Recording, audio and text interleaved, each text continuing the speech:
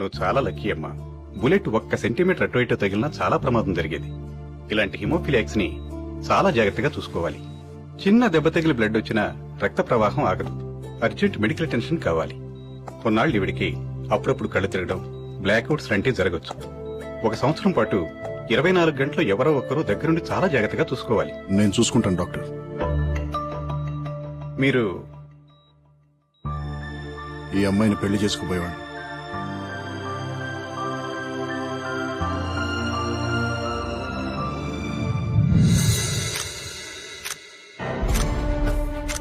It's a bloody shame I say. 10 రోజుల్లో 6 కేసులు, పైగా మనం ఏదో పొడి చేస్తామని మన డిపార్ట్మెంట్ కి అప్పచెప్పారు. ఎవరు చేస్తున్నారు, ఎందుకు చేస్తున్నారు? We don't have any clue. Fools లా కనబడుతున్నాం. కిరణ్, ఈ కేసును వెంకట్ హ్యాండిల్ చేయాలి. I want him on this case right now. Hello Latha, నేను కిరణ్ని. వెంకట్ ఎక్కడా? ఇక్కడే ఉన్నాడు. ఫోన్ ఇవ్వా. వెంకట్ ఫోన్. ఎవరు? Hello Venkat, complicated case. Boss నువ్వే హ్యాండిల్ చేయాలంటున్నారు. లత కండిషన్ ఇంకా డెలికేట్ గా ఉంది, నాకు కుదరదు. కిరణ్, ఇటీవల నేను మాట్లాడతాను. Hello hello.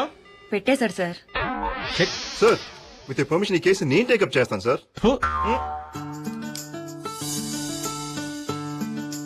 నోరు తెరు. ఏమైంది? బోర్ కొడుతోంది. బయటికి వెళ్దామా? వద్దు, అది ఇంకా బోర్. మరి ఏం చేయాలి? నువ్వు బయటికి వెళ్ళిపో. నేను బయటికి వెళ్ళటం అంటే? 1 సంవత్సరం నుంచి 24 అవర్స్ నీ ఫేస్ చూసి చూసి చాలా బోర్ కొడుతోంది. ప్లీజ్ డ్యూటీలో జాయిన్ అవ్వా. నిజంగా నా ఫేస్ చూస్తే అంత బోర్ కొడుతుందా? తట్టుకోలేకపోతున్నాను.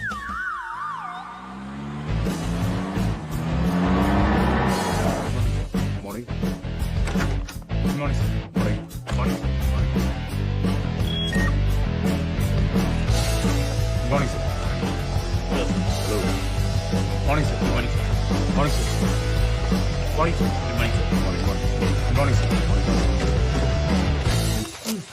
ఓకేనా? సరిపోతుందా? టైట్ చెయ్యి, బాగా టైట్ చెయ్యి. ఏ రాఘవ, హలో గురు, ఏంట్రా అది సూపర్ మ్యాన్ లాగా ప్యాంట్ మీద డ్రాయర్? ఇది మామూలు డ్రాయర్ కాదు గురు, bullet proof drawer. Bullet proof drawer? అవును గురు, కొత్తగా వచ్చింది, టెస్ట్ చేస్తున్నాను.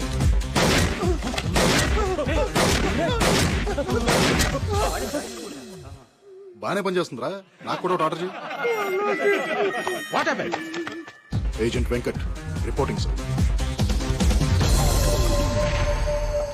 సార్, నాకేం తెలియదు సార్. నా మాట నమ్మండి సార్. మా ఆవిడ నేను ఏం చేయలేదు సార్. నిజం సార్, నేను మా ఆవిడ ఏం చేయలేదు సార్. మా ఆవిడ మీద ఉంటుంది సార్. ప్లీజ్ సార్, నన్ను నమ్మండి సార్. నిజం చెప్తావా చెప్పిస్తామంటావా? నిజమే చెప్తున్నాను సార్. నాకేం తెలియదు సార్. మా ఆవిడ మీద ఉంటుంది సార్. నన్ను వదిలేండి సార్, ప్లీజ్ సార్. మాది లవ్ మ్యారేజ్ సార్. నాకు మా ఆవిడ అంటే చాలా ఇష్టం సార్. కావాలంటే నా కాళ్ళు చూడండి సార్. మల్లెపూలు దానికోసం కొన్న మల్లెపూలు ఉంటాయి సార్. వీడు దొంగే గాని వీడు చేయలేదు. నిజంగా నాకేం తెలియదు సార్. నాకు మా ఆవిడ అంటే ప్రాణం సార్.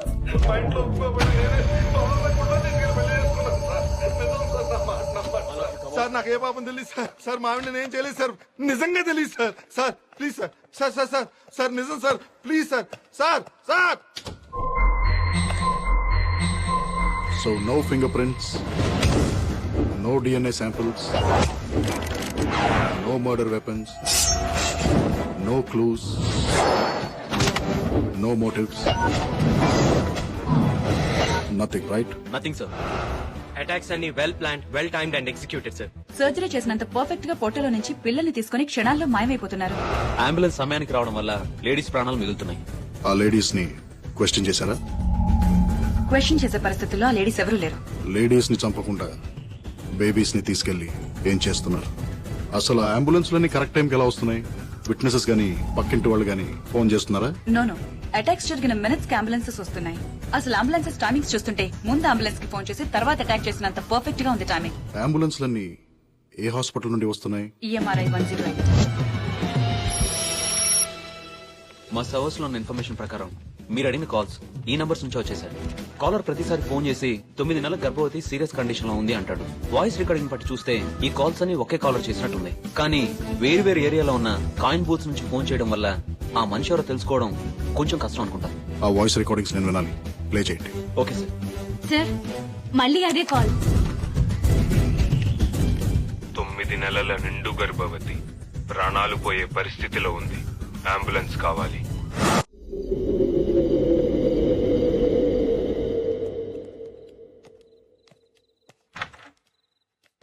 మేము రావడానికి లేట్ అవుతుంది, భోంచేసి పడుకో. ఇల్లు జాగ్రత్త. అలాగే అమ్మగారు.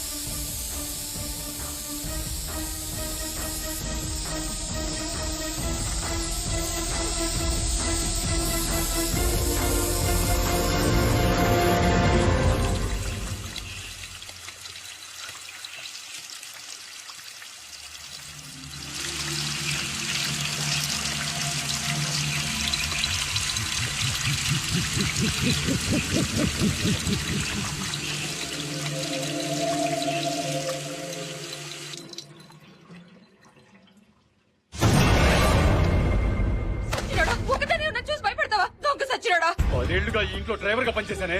ఇవాళ నీ వల్ల రోడ్డు మీద ఉన్నా. నిన్న అసలు ఇక్కడ పనిలో పెట్టింది ఎవరే? నేను నాకే ఉద్యోగం లేకుండా చేస్తావా? అసలు నిన్ను అపర్షన్ చేసుకోబట్టి ఎందుకు చేయించుకోలేదే? ఎలా చేయించుకోండి అబార్షన్? చూస్తూ చూస్తూ పసిగొట్టుని ఎలా చెప్పేయమంటావు? అయినా నువ్వు పెళ్లి చేసుకుంటానన్నందుకే కదరా నేను నమ్మి ఇంత దాకా తెచ్చుకున్నాను. ఏయ్! అసలు నా వల్ల నీకు కడిపొచ్చిందని గ్యారంటీ ఏంటే? రేపు బిడ్డ పుట్టాక టెస్టులు చేస్తారు కదా, అప్పుడు తెలుస్తుందా నీకు గ్యారంటీగా?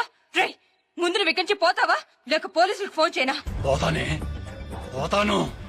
నువ్వెలా బతుకుతావో, ఆ పెట్టె ఎలా పుడుతుందో చూస్తాను. పోతాను. రేయ్, పోరా. ఛీ.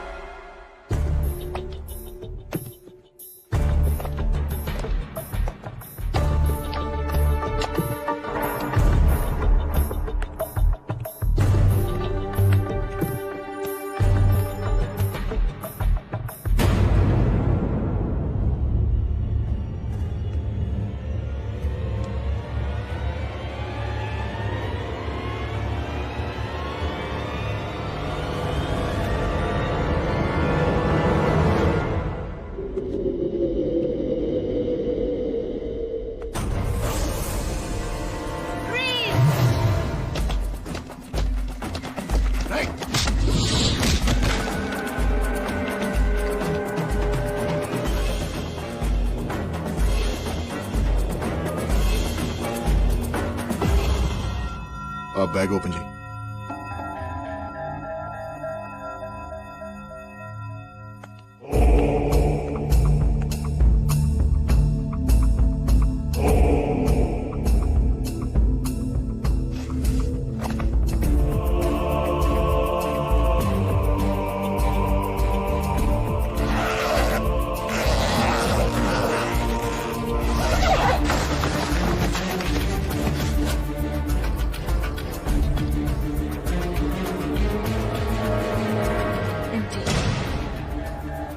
ఏమీ లేదు.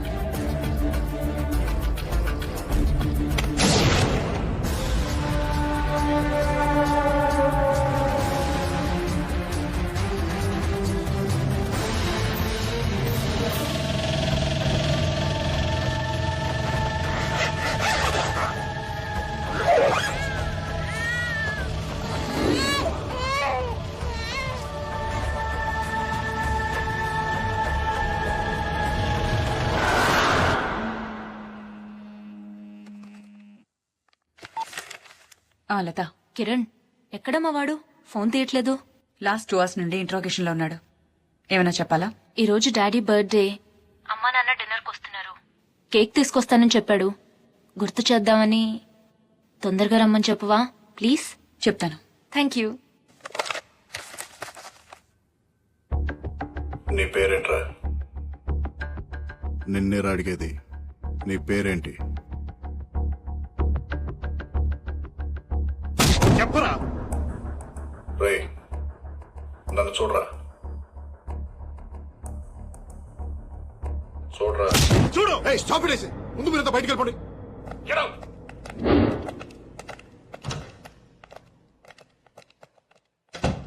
రే, నీ పేరేంట్రా? ఆ ఇంట్లో ఏం చేస్తున్నావు? ఎవరు నువ్వు? ఎవరు నువ్వు, ఎవరు నేను, ఎక్కడి నుంచి వచ్చాం, ఎక్కడికి వెళ్తున్నాం, అర్థం లేని ప్రశ్నలు, అంతు చిక్కని సమాధానాలు. ఛ,